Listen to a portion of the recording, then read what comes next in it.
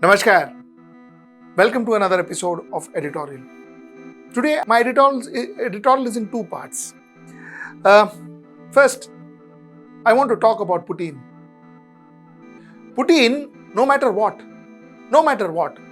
whether Russia captures Ukraine or Russia causes damage to Ukraine or Russia manages to go and create a dummy government in Ukraine, a government that says yes to everything what Russia wants it to say, all of that happens, yet Putin loses. That's what my first part of the editorial is. The second part of the editorial is about Putin himself. Who is this person Putin? It's actually an old editorial which I'm showing you again.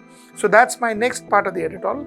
We will talk about who was Putin, how did he become president of Russia, and what are things that he has done in Russia during his presidency.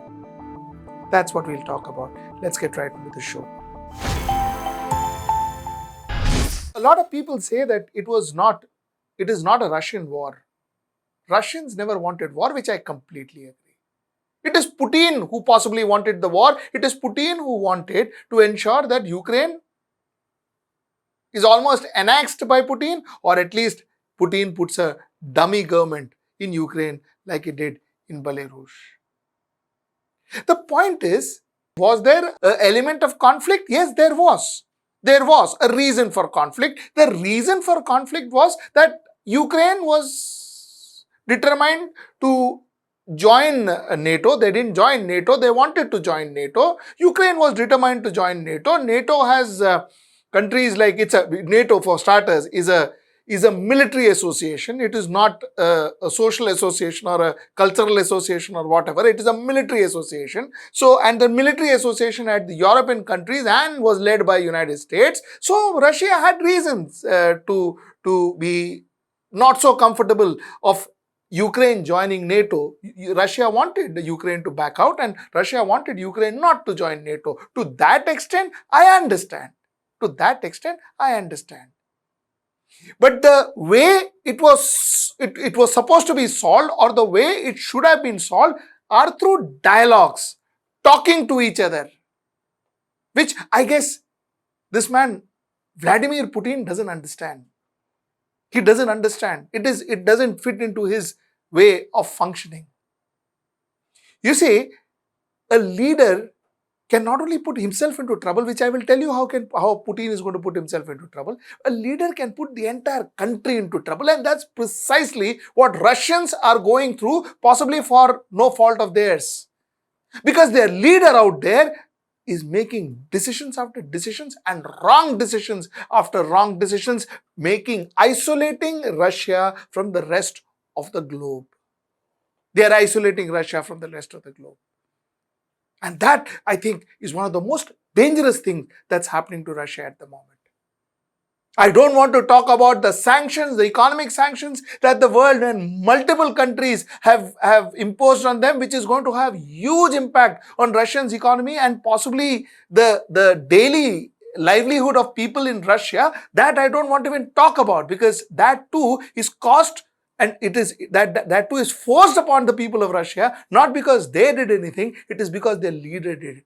Their leader took a wrong decision because of the ego of their leader, or possibly some kind of a pleasure that their leader derives from controlling the world or controlling others. So that's the point number two. You see, for starters, let me tell you, Putin planned this very well. I should say that. Putin planned this entire invasion beautifully. And I will tell you why. He knew that while a lot of countries would go against him, he was sure about that, especially Europe and America would definitely go against him. He was sure about that. But he knew that because the world is just coming out of pandemic and trying to restructure, reorganize, resurrect their economies, nobody will have the money or the economic comfort to go and stand by Ukraine and fight with Russia. He knew that. Though some of it he misjudged, but more or less he knew it will not be that easy for the world to come and stand next to Ukraine. So that was the second thing that he timed it well. Now, what he misjudged is that he thought that there was this young president called Volodymyr Zelensky. He was a stand-up comedian at one point in time. Nobody took him seriously. He himself didn't take him seriously. Nobody thought he was a great leader, not a professional leader who was heading the country. He thought, yeah, all this, he'll just in matter of hours everything will be done, and Volodymyr will fall at his feet and things will be over, which didn't happen. Volodymyr Zelensky didn't even leave the country, Ukraine. He stood by his people, he stood by his army, and he said, I will stand and fight no matter what. Kill me if you want to. Vladimir Putin, in his wildest dreams, never thought that. He possibly underestimated his opponent. The first grave mistake that you do in a combat, underestimate your opponent. He underestimated his opponent. Now, Vladimir Putin made Zelensky possibly one of the most popular leaders in the world. Zelensky has a fan following in almost every country, including India. He has a huge fan following now. And if something goes wrong with Zelensky, like a lot of people are predicting, that he may be murdered, he may be killed, he may be hanged. If something goes wrong with Zelensky, believe me something will go wrong with Putin for sure. It could take 2 years, it could take 4 years, but if something goes wrong with Zelensky today, something will go wrong with Putin tomorrow. Because the Europe or the Americans are not going to keep quiet. And they're not going to sit and watch. Because if they do, then that will undermine the power of NATO. So they will not. So that's another thing that possibly Vladimir Putin never even imagined. And like I said, the biggest mistake that he did was that he underestimated his opponent. You see, another thing that Vladimir Putin, and we all should understand, that the International Criminal Court, which India, by the way, is not part of, if I am not mistaken, the International Criminal Court may find Vladimir Putin a war criminal. And if at some point, if Vladimir Putin is captured, the International Court can find him as a war criminal and possibly put him to death. This is possible. This is possible. One never knows. So a lot of things that was not expected is happening. A lot of things that Putin must have not calculated is happening. And yes, Putin can damage Ukraine, can create a huge amount of losses, huge amount of destructions in Ukraine, no doubt about it. He's currently holding his horses. But then the fact remains that, like I said in the beginning of my editorial, no matter who wins, Putin will lose. And once again, I would like to say before I end this topic, that one leader's desire for power has put that entire country at risk. That's something that we as a democratic country and as people should know. Who is Vladimir Putin? Why do people like him so much? Or do really people like him? That's the question we'll try to answer today. So as far as this election is concerned, a lot of bodies like the Golos, an independent Russian election monitoring group, has said that, all this 78% and all, they said it is all a lie. It is all a sham. All this didn't happen. Everything that happened was actually manipulated by Vladimir Putin. In fact, some people went out to say that, Putin actually paid money. He actually ran a promotion scheme for people who would come and vote. And he said, there'll be random people who will be paid money who would come and vote for him. There are reports that says that opposition was not allowed to campaign.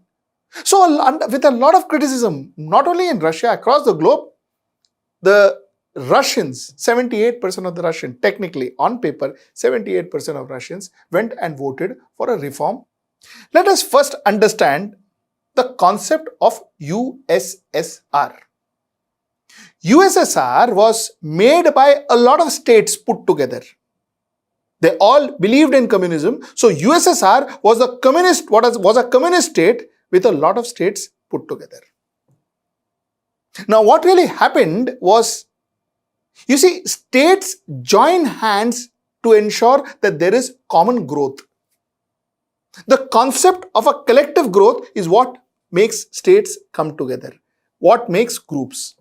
States started getting a feeling that USSR, the other states were not getting prominence in USSR, only Russia was getting the prominence. So all growth was happening in Moscow. Rest of the states was just there. This discontent was predominant reason why USSR broke and Russia became a separate entity. And so did other states, like I said, Kazakhstan, Uzbekistan, so on and so forth. Now, let us focus on Russia. The first president of independent Russia, when I say independent Russia, I mean when after the break of USSR, the first president was a gentleman called Boris Yeltsin. Boris Yeltsin took over office in 1991. Now, Boris Yeltsin was a very powerful leader, no doubt. Popular leader too, no doubt. But Boris Yeltsin got entangled in a lot of corruption cases. He and his daughter got entangled in a lot of corruption cases to an extent where Boris Yeltsin was almost feeling the heat. Chances are that Boris Yeltsin could have been put behind bars or worse, with his daughter. That was the time when a young Vladimir Putin came into the scene in Russia. Vladimir Putin went and told Boris Yeltsin that, listen, chill, you go, we will do nothing to you, I will give you a safe passage, you enjoy your rest of your lives with your family, I will ensure that your daughter is safe and let me have the power. And that is exactly how Vladimir Putin came into the picture. So Boris Yeltsin, 1991 to 1999, 1999, Vladimir Putin took over. Now starts the interesting story. The first thing he did, there were a lot of kingmakers who went around saying that, listen, we made Vladimir Putin the president, we made what Putin is today. There were a lot of people at that point in time. The so-called Margadarshaks. Vladimir Putin cut each of these Margadarshaks completely out of the picture and made them redundant. The first step that Vladimir Putin did after he became the president. The second thing that Vladimir Putin did, Vladimir Putin took control of media. Complete control of media, because in Russia, media was controlled by businessmen. Vladimir Putin literally put a gun on their heads and ensured that they toe his line to the T. And by the way, let me tell you, Russian media was never free. Russia didn't have a free media and all of that. So Russia always had a restricted media.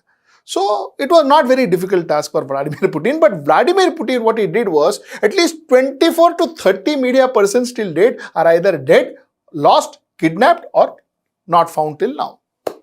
So 24 to 30 people, media persons, have just gone from the face of this earth. Where they are, nobody knows. The fourth thing that he did was also very interesting. And the fourth thing that he did was he slowly but steadily finished off the concept of opposition. From 1999 when he took over to today, there is hardly or maybe absolutely no opposition to Vladimir Putin.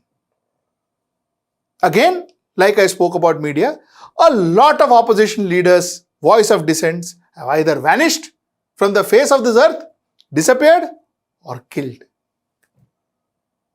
So that has been Vladimir Putin. Now, Vladimir Putin is known to be absolutely ruthless, tremendously ruthless, and almost a man with zero emotions. You see, the face that he has actually reflects his heart, they say. This is what people say. I don't know. I never met him. But all the same. There was an example that is very famous. An example about his dog. His family, he and his wife, had a pet dog, who both, his wife and he, loved a lot. This pet dog, he was not the president then, by the way. This pet dog, one day, just went out of the house or whatever and met with an accident and died on the spot. Now, his secretary came running to him and said, your pet dog is dead. Vladimir Putin said, okay. And he continued with his work. So, the wife, Vladimir Putin's wife, asked the secretary, have you informed Vladimir Putin? The dog is dead. He's not even come out to see it. So, the secretary said, Bhaiya, I informed, but, he's not reacting. So, she said, Arey, how can he not react? Our pet dog. She went inside and asked him, Arey, your pet dog is dead. He just looked up and he said, okay, he's dead.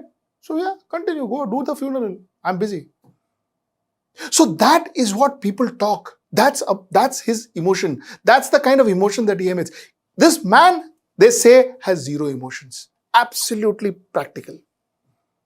So that's one emotional story that is one story about Vladimir Putin. Now, Vladimir Putin was not just emotionless, he was absolutely 100% ruthless. Ruthless to the extent where taking lives or sacrificing human lives for him is nothing big. But then they say that is how you're made in KGB, and that is how people are in KGB, the Russian Secret Service Agency. That is how they are, they say. And Putin, I'm sure, is possibly the best example then. Okay, let's go further. You see, one of the biggest thing that Putin always did was play nationalism card. The only way he could crush the opposition, crush voice of dissent, or crush anything that came his way was playing the nationalist card, the patriotism card. You see, in Chechnya, there's a group of, Chechnya is a Muslim-dominated state in Russia. Chechnya didn't want to be part of Russia. Chechnya was asking for an independent status. A school was taken hostage by militant. It is alleged that it is militant. There are conspiracy theory that it was not militant. It was possibly the government forces themselves, but then that is conspiracy theory. Let's keep it aside. But that being said, a lot of organizations, a lot of human rights organizations claimed that almost 80% of the hostages were killed not by the militant but by Russian indiscriminate firing. Hudson Institute said that this incident presents a chilling portrait of Russia's leadership and its total disregard for human life. According to media reports, it was not hostage rescue operations but an army operations aimed at wiping out the terrorist. In the name of rescuing that school, killed almost everybody who was voice of dissent in Chechnya. Killed lots of opposition. And the narrative was that, look, they are the anti-nationals. And to serve the great country of Russia, I killed the anti-nationals. So, nationalism has been the key factor for Putin right from 1999. Another example I'll give you. You see, in 2000,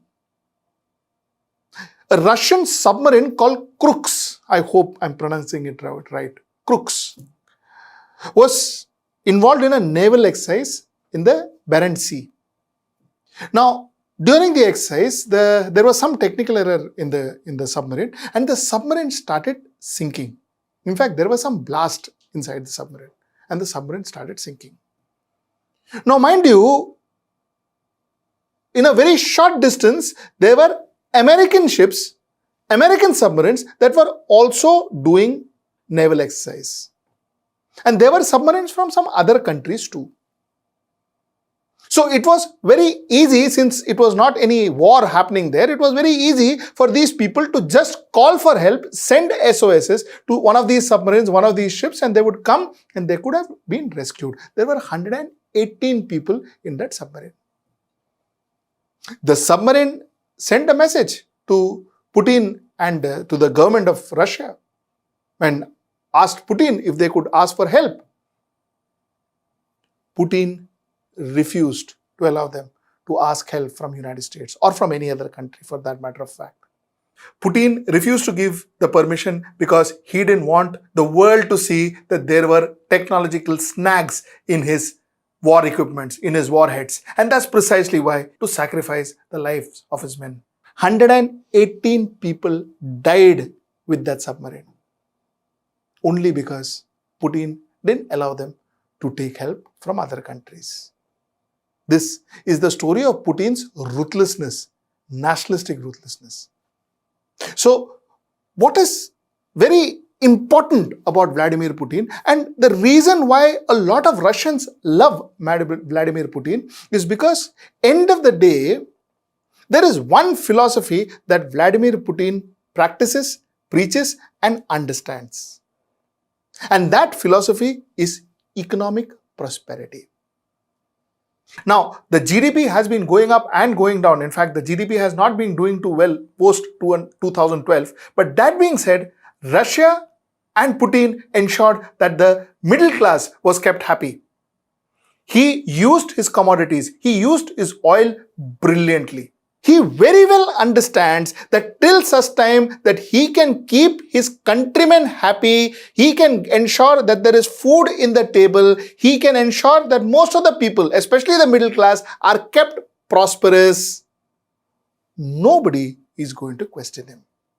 Nobody is going to question him about freedom of expression. Nobody is going to question him about squashing opposition. Nobody is going to question him about democracy. Nobody is going to questioning him about anything and everything that he does. And that's precisely what he has been doing. He has been handling the oil prices. The oil, Russia is a huge producer of oil in the world. And the way Russia manages its oil is phenomenal. It's far better than any other Middle Eastern countries. The way it markets and sells its oil. People there, especially the middle class, I repeat, has got food in the table and enough money to survive and thrive. He has created a concept called the electoral dictatorism. In his electoral dictatorism, he ensures that there is elections every time. Like I just spoke to you, 78% of Russians voted to ensure that the constitution is changed. So, he ensures that that kind of electoral dictatorism is something that he put into practice and he excelled in it. He introduced this world to this concept of electoral dictatorism. Because he has elections. But where are the opposition? There is no opposition. So what is the concept of election? So this is the long and short of Putin. To put the entire thing in a nutshell, Putin came in, first cut all the so-called kingmakers, then cut the media, then cut the opposition, then ensured that he started making changes in the constitution, then ensured that, earlier on, changes in the constitution reminds me of one more thing which I want to add. Earlier on, like in United States, a president could be only for 2 terms. It's Putin who changed the laws and ensured that he could continue as president. For some time, he was the prime minister, but that was for a short time. So he changed the constitution. Fourth, he ensured that the economy runs so that people are happy. And last but not the least, he ensured that he brought about this new concept called the electoral dictatorism. This is the Vladimir Putin story for you. Till I meet you next time. Namaskar.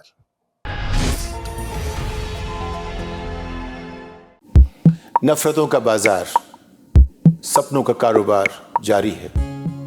अच्छे दिन तो झांकी थे, अमृतकाल अब बाकी है।